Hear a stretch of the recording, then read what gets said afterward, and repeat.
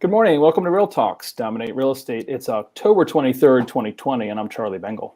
And I'm Eyerusalem Meaza. Grab a cup of coffee. Let's make your real estate career better. Happy Friday, Eyerusalem. What's in the news today? Happy Friday, Charlie. In this morning headlines, home sales and home prices are increasing by double digits, with homes flying off the market in record time. Existing home sales increased for the fourth consecutive month in September, up nearly 21% compared to a year ago. The National Association of Realtors reported on Thursday. All major regions of the U.S. saw month-over-month and annual gains in September. The Northeast experienced the largest increase in home sales. Lawrence Yun, NAR's chief economist, attributes this jump to record low interest rates and an abundance of buyers in the marketplace, including buyers of vacation homes, given the greater flexibility to work from home. Total existing home sales completed transactions that include single-family homes, townhomes, condos, co-ops increased 9.4% from August to a seasonally adjusted annual rate of 6.54 million in September, NAR's index shows. Home buyers continue to face scant choices. Total housing inventory at the end of September was 1.47 million units, which is down 19.2% compared to a year ago. Unsold inventory sits at a 2.7-month supply at the current sales pace. Here are some additional indicators from NAR's latest housing report. Days in the market, 71% of homes sold in September were on the market for less than a month. Properties typically stayed on the market for just 21 days last month, an all-time low. This is down from 32 days a year ago. First-time buyers made up 31% of sales in September, down from 33% a year ago. All cash sales accounted for 18% of the transactions in September, up from 17% in September 2019. Individual investors and second home buyers tend to make up the biggest bulk of all cash sales. They purchased 12% of homes in September. Foreclosures and short sales represented less than 1% of sales in September, which is down from 2% a year ago. In other news, the Federal Housing Finance Agency announced that Fannie Mae and Freddie Mac will extend several loan origination flexibilities until November 30th, 2020. The changes are to ensure continued support for borrowers during the COVID-19 national emergency. The flexibilities were set to expire on October 31st, 2020. Extended flexibilities include alternative appraisals on purchase and rate term refinance loans, alternative methods for documenting income and verifying employment before loan closing, and expanding the use of power of attorney to assist with loan closings. Last but not least, as affordability concerns continue to hinder first-time buyers ready to enter the market, those buyers are finding additional help from their families as parents leverage their own home equity to help their adult children become homeowners. 43% of home buyers under the age of 35 received either partial or full down payment assistance from their parents or family members, according to a survey by financial services company Legal & General. Parents helping their adult children can use a home equity line of credit if they still have a mortgage or a regular amortizing mortgage if they fully own their homes. These come with monthly payments, however. Other options include appreciation mortgages, home co-investments, and reverse mortgages, which can prevent a reduction in monthly cash flow. These options also require no monthly payment. Homeowners should always borrow against the equity from their home cautiously because it may be needed for retirement or personal emergencies. Experts recommend that owners consult with a financial advisor first and consider all options. Charlie, what's going on with rates? Thanks, Eyerusalem. 30-year fixed is at 3%. Jumbo is at 2 7/8. FHA and VA remain at 2 3/4. These are purchase rates for the Washington metropolitan market, brought to you by PNC Mortgage. Back over to you to talk about the market. In the last week in Hampton Roads, we saw 733 new listings hit the market, 707 properties go pending, and 771 homes sold. In the last week in the Washington metro area, within 30 miles of the White House, we saw 1,464 new listings hit the market, 1,853 go pending, and 1,414 homes sold. Back over to Charlie with our special guest. Oh, Eyerusalem, am I excited about our special guest today.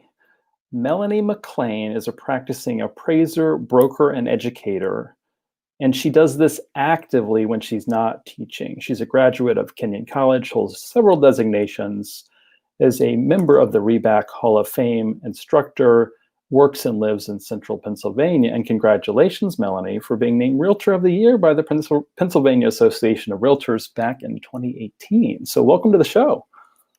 Good morning. It's great to be with you folks.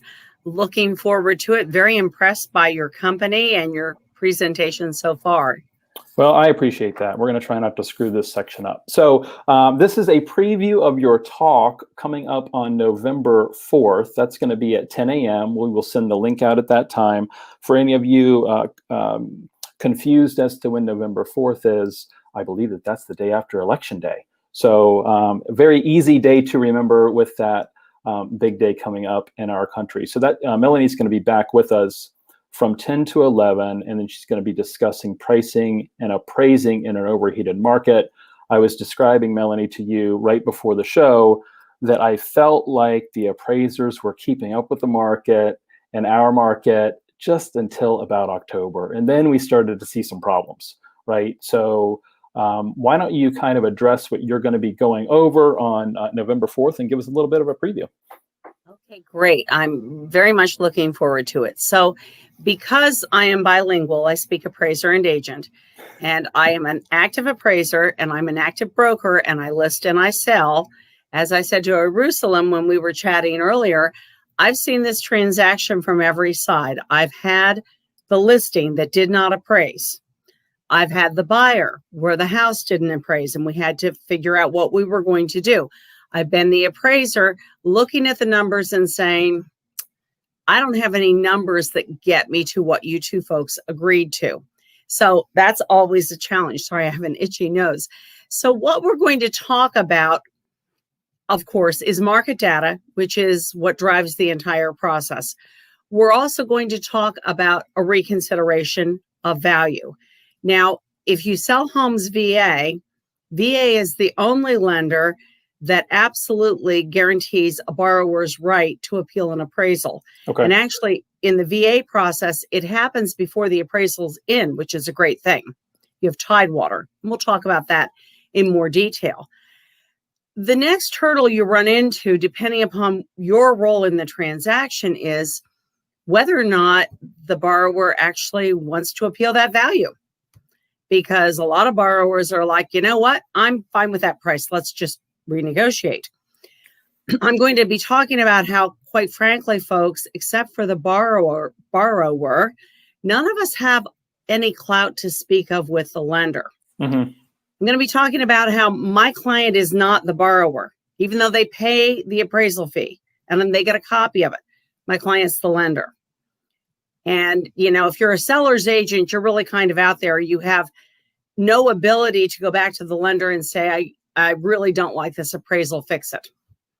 Do you have a question, Charlie? You're looking like you have one. No, this presentation on the 4th, and I had the opportunity to speak to you for 5 minutes before we went live, maybe. Melanie has amazing tips and tricks that you all are not using right now. So you need to tune in on November 4th to understand them and to implement them in your business. We know that in an overheated market, we eventually run into appraisal issues. This spring and summer, like I said, we were good, and now we're not so good. So I think that this is a perfect topic. The timeliness is perfect. I look forward to seeing you on November 4th. What else do you want to add today, if anything? Because I know we don't want to give away our big talk coming up in a couple weeks. Well, I would say that whichever side of the transaction you have, whether you're a listing agent or a buyer's agent, you need to have a conversation with your client about the fact if there's going to be an appraisal, here is the market data. Now, and this happens all the time, we do a very well thought out, comprehensive market analysis, and the seller says, well, that's fine, Charlie, but here's what I think, and I'm going to list it here. Right. And so then you have to say, okay, fine, but when we get to an appraisal, there's no data that gets anybody there. So you need to have that conversation with both sides. And also I would, and don't want to spoil everything, but if you've got a buyer in a competitive situation where everyone is going above list price. They need to decide if they have more resources to bring to closing as a down payment, and if they're willing to do that, and how far they're willing to go. Right. Yeah. So we've talked before on the show about waiving the appraisal contingency. We have talked about putting in the contract that you're willing to go up to a certain amount, but not, the total amount. And really, this is a lot of this, I think, is going to be around setting expectations with the buyer and the seller. And, I tell my coaching clients all the time, my buy-sell clients all the time, listen, everybody has an expectation, and it's our job to reset it to what the reality is. If we don't bring it up, they have something in their mind from a previous transaction, a neighbor, whatever. We have a question. And Jessica, I'd love to have a little bit more color around your situation. One of our associates, Jessica Fateau, is asking, I'm worried I'm going to have an appraisal issue today, actually. I represent the buyer. Any tips? Okay, Jessica, have you pulled your own comps and done a market analysis? If you've done that, that's the first step. Now, you cannot give an appraiser too much information. That's the gosh honest truth, okay? So one of the things that I will call agents and ask for as an appraiser, but not every appraiser will, is if there's any information on pending sales which supports your value. I will caution you, though, that if you're going to give information about a pending sale, you need permission from your client to do so. I hope that's kind of a little bit of a help. She says they are overpaying, and I have prepared them. Okay, there you go. And again, what Charlie just said is so true. People, maybe you're going to have a limit of, okay, I understand I'm overpaying, but guess what? I am not going to overpay by more than X number of dollars. I'm stupid, but I'm not crazy. Right. I like it. Good. Anything else today? I can't think of anything. I'm really excited to see you guys on the 4th. Yeah, awesome. Looking forward to that in about a week and a half, I think. So have a great rest of your day, Melanie. Have a good weekend, and we'll see you again soon. You as well. Bye-bye. Back over to Eyerusalem. Thank you so much for watching, and as always, we are here to make your real estate career better. Please save the date on November 4th. Take care, everybody. Thanks.